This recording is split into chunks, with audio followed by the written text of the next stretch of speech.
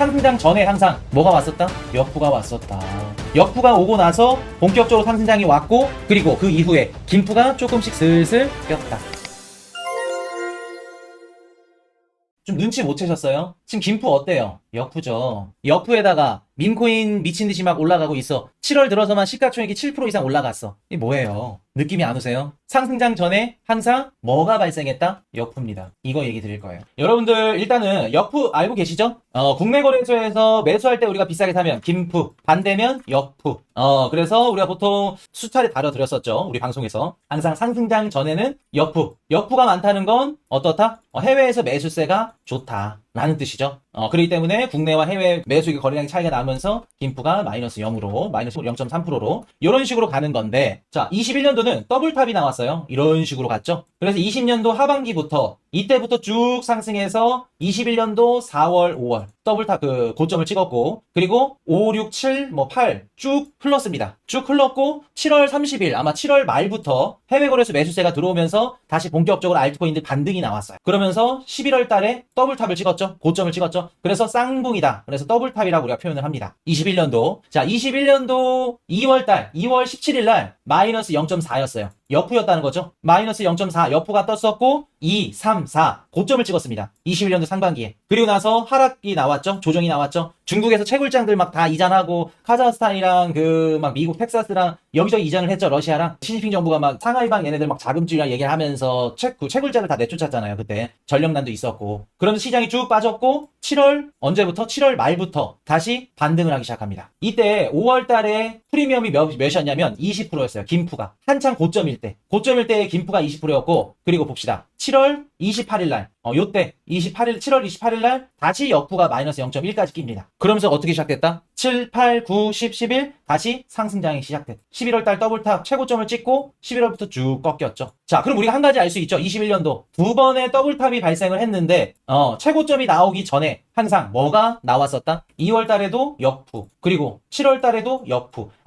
두 번의 쌍봉이 나오기 전에 항상 역부가 발생했었구나. 상승장 전에 항상 역부가 발생을 했었구나 라는 걸 알 수가 있죠. 21년도. 이해되셨나요, 여러분들? 자, 그래서 보시면은 김치 프리미엄이 20%에 달했다. 5월 달입니다. 이때는 비트코인 가격이 고점이었어요. 상반기 고점. 그리고 고점이 꺾이고 조정이 왔을 때 어느 정도 흐르다가 다시 반등하기 전에 7월 달 28일 날 역부가 떴어요. 보이시죠? 그럼 상반기 역부, 하반기 역부. 그 역부 이후에 상승장 고점. 21년도. 자, 24년도 가봅시다. 자, 24년도 볼게요. 24년도 4분기입니다. 상승장이 시작이 됐죠? 24년도 4분기면 그때가 언제냐면 불과 우리 7개월 전입니다, 여러분들. 트럼프 대통령 당선됐죠? 야, 트럼프 대통령 당선됐다. 비트코인 이제 간다. 미쳤다. 이제 쭉 간다. 비트코인 가격 미친 듯이 오르고 미국 주식도 정고점을 돌파를 합니다. 그리고 그때 중국이 뭘 했냐면 돈 풀기 했었죠. 경기 부양 정책 얘기했었어요. 양회 때 얼마를 푸네 뭐네 막 기대감들이 한창 실렸고 상승장이 시작이 되면서 어떻게 됐다? 비트코인 가격이 미친 듯이 오르죠. 미친 듯이 오릅니다. 근데 여러분들 볼게요. 그때 미친 듯이 올랐을 때 프리미엄이 어땠을까? 김프였을까? 역프였을까? 작년 11월 달에 역프였어. 이때는 김프가 못 따라갔어요. 해외 거래소 매수세가 너무나도 많았고 그 역프 그 흐름을 못 따라갈 정도로 비트코인이 거의 사상 최고점에 근접했을 때도 역프였어요. 마이너스 1.97이었습니다. 여러분은 작년 연말을 진짜 중요하게 보셔야 돼요. 그게 힌트가 될 겁니다. 앞으로 지금 여러분들이 겪게 될 요것도. 제가 좀 디테일한 얘기는 나중에 우리 이번 주가 됐던 멤버십에서 말씀드릴 건데 이거 진짜 중요해요. 분석하시는 분들. 요거를 알아야 이번에 어떤 식으로 상승장이 올 건지 대략적으로 유추가 돼요. 자, 봅시다, 여러분들. 지금 작년 하반기에는 어땠냐면은 보통 우리가 상승장 전에 역부가 뜨고 상승장이 완전히 시작이 되면 그때는 김프로 바뀌면서 진행이 되는데 이때는 비트코인 가격이 최고점을 뚫어서 막 미친 듯이 이젠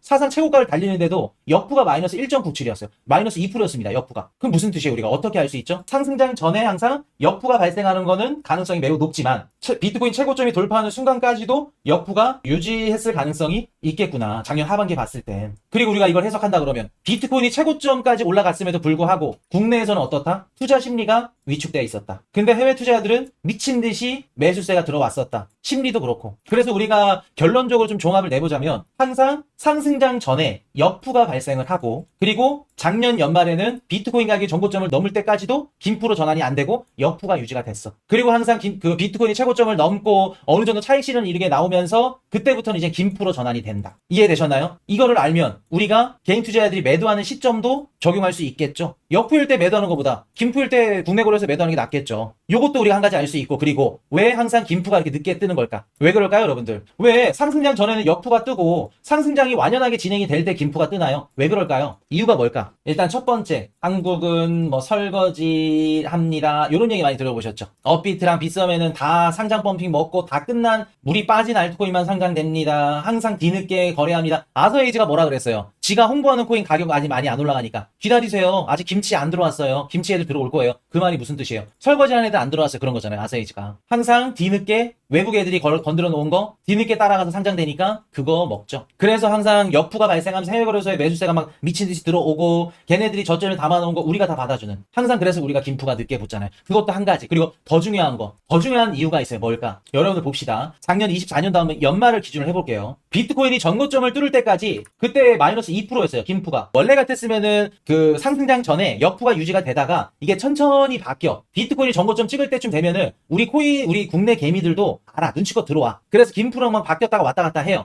완전히 이제 진짜 막 상승장 꼭대기까지 가면 김프가 막 15%, 20% 이렇게 끼는데, 비트코인이 전고점에 도달했는데도 불구하고 역푸가 마이너스 2%야. 그 뜻은 외국에서 매수세가 강력하거나 혹은 국내와 해외의 매수량이 차이가 맞지가 않았다는 얘기겠죠. 여러분들 해외에서 비트코인을 담았어. 누가 담았을까요? 작년 연말에 마이너스 2% 역푸가 붙을 때까지 비트코인을 담았는데 누가 담았을까? 해외 매수세가 올라갔으니까 해외에 있는 애들이 담았는데, 해외 누가? 기관 투자자들이 담았겠죠. 그럼 국내는 누가 담을까? 여러분들 국내에서 지금 법인들, 외국인 투자 얼마 전에 이게 풀렸나? 법인 투자 가능하게끔? 작년까지만 하더라도 막혀 있었죠? 그럼 볼게요. 왜 해외에 있는 기관들이 매수를 미친 듯이 땡기면서 어떻게 됐다? 역푸가 붙었어. 근데 김프가 최대한 따라가 주려면 국내에도 기관들이 그 해외 기관들만큼 물량만큼 따라줘야 되는데, 국내 기관들, 법인들, 외국인 투자 막혀 있었죠? 그럼 여러분들 볼게요. 비트코인이 전고점 넘더라도 우리는 개미 투자자들이 영리하게 들어와서 투자해주지 않는 이상은 현실적으로 어떻다? 김프가 못 쫓아가는 거죠.